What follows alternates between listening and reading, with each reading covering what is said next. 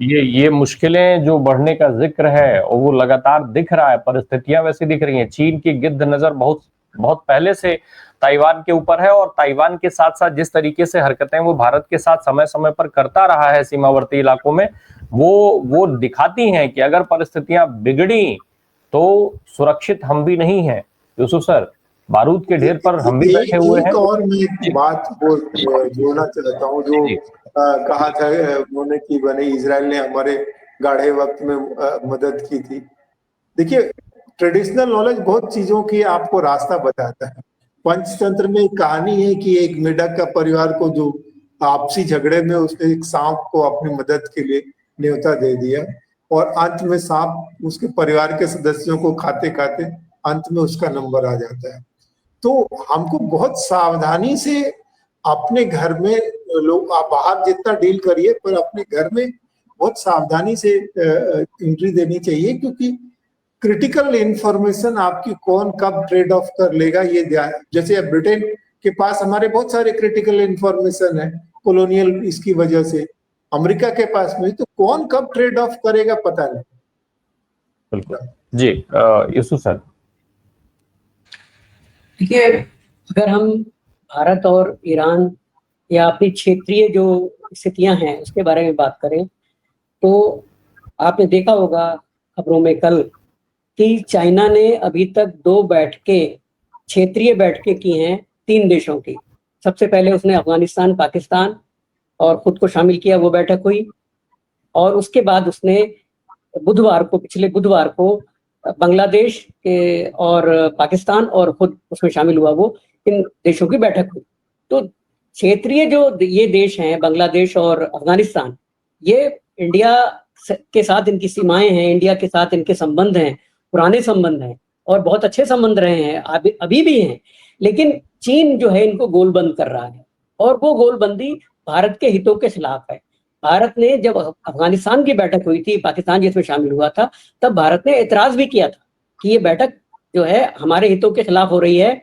आप अफगानिस्तान के रास्ते या बांग्लादेश के रास्ते जो पैसेज बनाना चाहते हैं अपने बिल्ट रोड का, वो नहीं बना सकते हैं। लेकिन चीन ने उस पर कोई तवज्जो नहीं दी। इसके बाद अब ये बांग्लादेश को इन्होंने शामिल कर लिया अपनी बैठक में। तो भारत के खिलाफ चाइना की घेराबंदी लगातार जारी है, और अगर हम इस सत्य को स्वीकार नहीं कर रहे हैं तो हमें तो नतीजे भुगतने ही होंगे। और रही सही कसर पाकिस्तान से दुश्मनी करके चली रही है। पाकिस्तान से जो दुश्मनी है वो चरम पर है। उस संबंध कब सामान्य होंगे कोई नहीं जानता। और आसिम मुनीर कोई भी मौका चूक नहीं रहे हैं भारत के खिलाफ गोलबंदी करने का। यहाँ तक कि उन्होंने इसी झोंक में ट्रंप के लिए नोबेल पुरस्कार तक इनिशिएट कर दिया। तो ये सारी गोलबंदी भारत के खिलाफ है। नहीं तो पाकिस्तान के कहने से क्या नोबेल पुरस्कार मिलेगा ट्रंप को? और ट्रंप इस लायक है भी नहीं कि उनको नोबेल पुरस्कार दिया जाए। जब मोदी जी और भारत बार बार कह रहा है कि हमने आपकी मध्यस्थता स्वीकार ही नहीं की, आप कहीं मध्यस्थ थे ही नहीं हमारे बीच में जब वार बंद हुई है या संघर्ष बंद हुआ है, तो जो नोबेल कमेटी है वो कैसे दे देगी इनको पुरस्कार? तो ये जो गोलबंदी आसिम मुनीर कर रहा है वो भारत के खिलाफ कर रहा है। और भारत को संबंध अपने तुरंत बांग्लादेश से, श्रीलंका से, नेपाल से, अफगानिस्तान से तो सुधारने चाहिए। संबंध हैं, अच्छे हैं संबंध, लेकिन और उसमें गाढ़ापन आना चाहिए, जो ये मिस कर रहा है।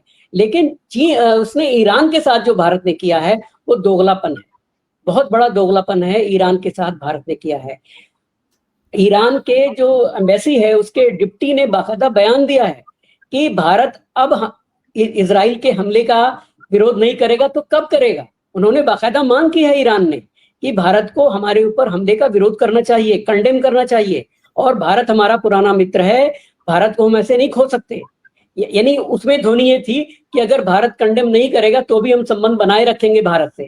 वजह यह है कि जो चाबहार पोर्ट है, जो चीज को भारत ने डेवलप किया है, भारत के अरबों रुपए उसमें इन्वेस्ट हैं, वो पानी में बह जाएगा। अगर ईरान ने कल को बयान दे दिया कि साहब हम हमारा चाबहार से आपका समझौता खत्म, तो आप क्या कर लेंगे? आप कुछ नहीं कर सकते। आप ईरान का बाल बांका नहीं कर सकते। आप ईरान के खिलाफ इजराइल या अमेरिका से युद्ध भी नहीं कर सकते। और दूसरी बात जो हो रही थी कि इजराइल ने हमारी मदद की ऑपरेशन सिंदूर में, भाई उनके ही हथियार तो हम लोग यूज कर रहे हैं खरीद करके। अडानी जी सप्लाई करते हैं, हम खरीदते हैं। इजराइल में के विमान आते हैं, अडानी जी की जो फैसिलिटीज है उनमें असेंबल होते हैं और हम खरीद लेते हैं। तो मुद्दा ये है कि जो पेगासस की सौगात इजराइल ने दी थी, क्या वो कम बड़ी सौगात है? दरअसल इजराइल ने जो हमारी मदद की है हमारी सत्तारूढ़ पार्टी को, वो पेगासस से की है।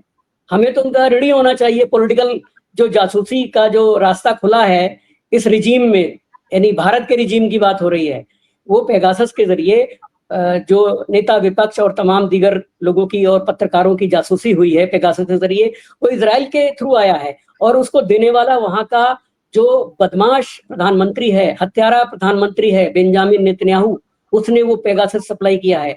जो एनएसएसओ कंपनी है जिसने पेगासस बनाया है, उसमें बाकायदा बेंजामिन नेतन्याहू के शेयर हैं, उसमें उसकी हिस्सेदारी है, और उसी कंपनी ने पेगासस बेचे हैं तमाम देशों को, और अमेरिका में इसकी जांच चल रही है, मुकदमा चल रहा है। तो कहने का आशय यह है कि इजराइल हमारा कोई हितैषी नहीं है, उसको हथियार बेचना है अमेरिका की तरह से, उसको ड्रोन बेचना है, इसलिए वो हमारे साथ है। बिजनेस उनका एक मात्र माध्यम है, और हमें भारत को बाकायदा ईरान के समर्थन में बयान देना चाहिए। सोनिया गांधी जो देश की प्रमुख विपक्षी पार्टी है कांग्रेस की, उसकी पूर्व अध्यक्ष ने बयान भी दिया है कि भारत को इस समय ये मौका है कि ईरान के समर्थन में खड़े होना चाहिए। और दीगर विपक्षी दल जो है भारत के, वो भी पीछे नहीं है, चाहे वो आरजेडी हो, चाहे समाजवादी पार्टी के अखिलेश यादव हो, सभी कह रहे हैं कि भारत का जो इस समय स्टैंड है वो ईरान के साथ होना चाहिए। तो कुल मिला के भारत एक्सपोज हो गया है इस युद्ध में।